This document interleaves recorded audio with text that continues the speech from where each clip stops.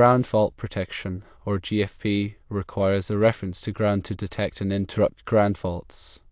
In a three-wire system, there is no dedicated ground conductor. This means there is no reference to ground. As a result, GFP is not possible in this type of system.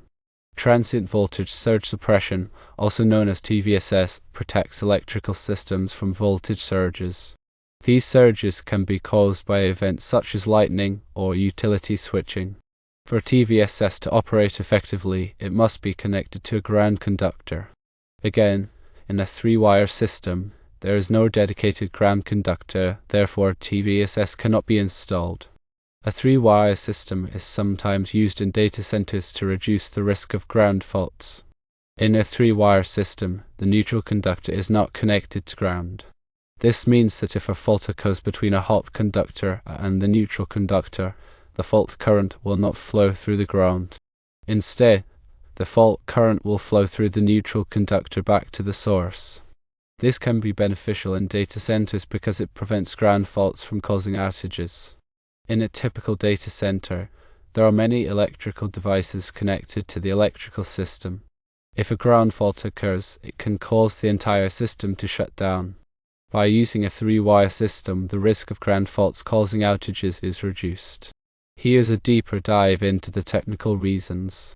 Firstly, ground fault protection relies on detecting an imbalance of current between the phase conductors and the neutral or ground conductor.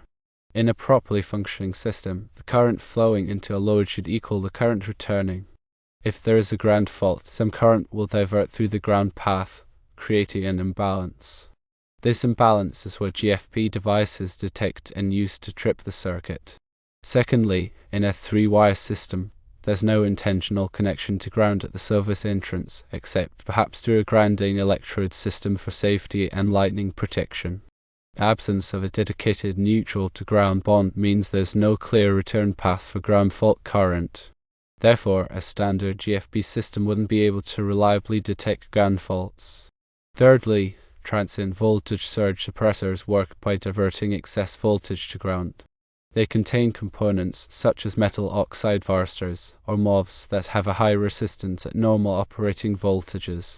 When a surge occurs, the voltage exceeds a certain threshold, and the MOV resistance drops dramatically, providing a low impedance path for the surge current to flow to ground.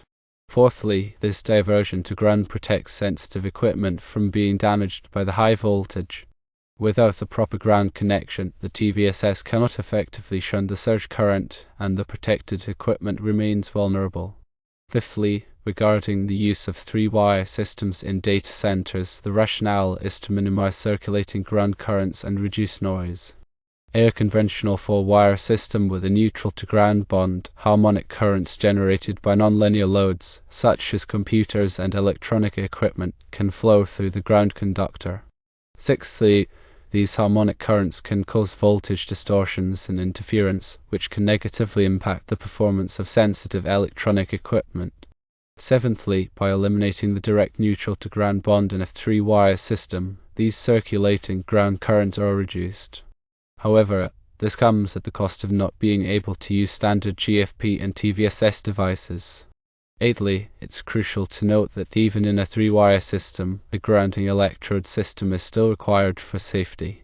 This grounding system provides a path for fault current in the event of a line-to-case fault and helps to stabilize the voltage to ground during transient events. Ninthly, alternative methods for surge protection and ground fault detection can be employed in three-wire systems, but these methods are typically more complex and expensive. For example, isolation transformers can be used to create a separately derived system with its own neutral to ground bond, allowing for the use of GFP and TVSS on the secondary side of the transformer. Tenthly, high impedance grounding systems can also be used to limit ground fault current while still providing a path for fault detection. In conclusion, in a three-wire electrical system, it is not possible to install standard GFP or TVSS because there is no dedicated ground conductor. Using a three-wire system can reduce the risk of ground faults causing outages related to circulating ground currents, but it also eliminates the ability to use standard GFP and TVSS. Alternative protection methods are available but often involve added complexity and cost. It's important to carefully weigh the pros and cons of each system to determine the best solution for a particular application, especially in sensitive environments like data centers. Considering the addition of a 2000 amp, 3-phase, 3-wire circuit breaker to an existing 3000 amp 480/277 volt switchboard feeding a new 2000 amp, 3-phase, 3-wire switchboard, several factors must be taken into account. Firstly, the 480/277 volt system suggests a Y-connected system. However, if the new switchboard and circuit breaker are specifically designed as a 3-wire system, the 277 volt aspect is not utilized, and only the 480 volts, 3-phase power is distributed. Secondly, confirming the absence of a neutral conductor is crucial. A true 3-wire system only has the 3-phase conductors and a separate equipment grounding conductor. The absence of a neutral is what necessitates the considerations for GFP and TVSS. Thirdly, the National Electrical Code, or NEC, Section 250.20 specifies the requirements for grounded and ungrounded systems. A 3-wire system without a neutral falls under the ungrounded system category, requiring specific considerations for grounding and overcurrent protection. Fourthly, NEC Section 230.95 dictates the requirements for ground fault protection of equipment GFP. While GFP is typically required for solidly grounded Y systems with services rated 1000 amps or more, it is generally not applicable to ungrounded 3-wire systems unless specific conditions exist that necessitate it, or the design incorporates alternative methods of ground fault detection. Fifthly, regarding transient voltage surge suppression, NEC Section 285 provides guidelines for surge protective devices. For ungrounded systems, surge protection can still be implemented, but the configuration differs from grounded systems. Line-to-line surge protective devices are used, connected between the phase conductors to clump voltage surges. Sixthly, the selection of appropriate TVSS devices must consider the maximum continuous operating voltage, or MCOV, and the voltage protection rating, or VPR, suitable for a 480 volt system. Seventhly, the absence of a neutral to ground connection in the 3-wire system means that common mode noise, which is noise between the lines and ground, is less of a concern. However, differential mode noise, which is noise between the lines themselves, remains a factor that the TVSS should address. Eighthly, it's essential to perform a thorough load analysis to ensure the existing 3000 amp switchboard has sufficient capacity to handle the additional 2000 amp load.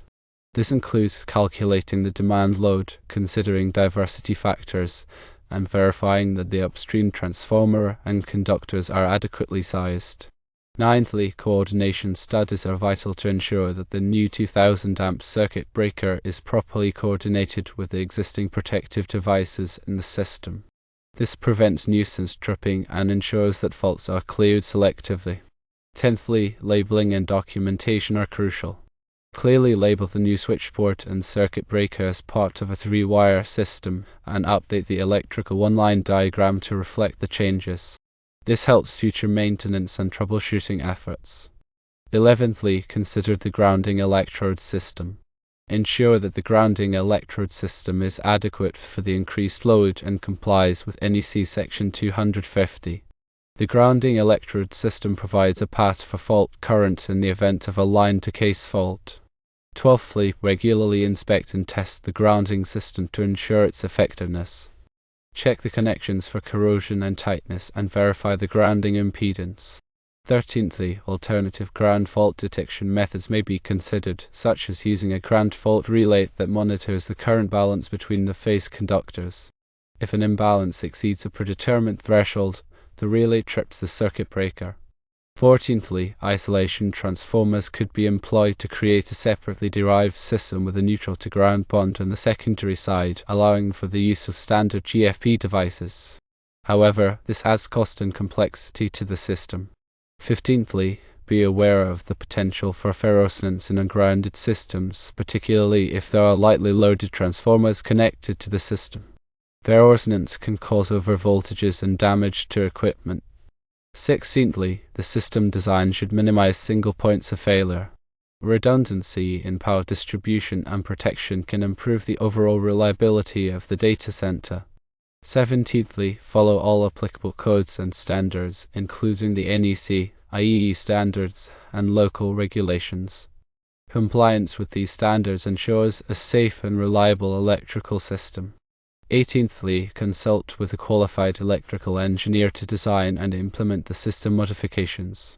An engineer can perform the necessary calculations, coordination studies, and system analysis to ensure that the system meets the requirements of the data center.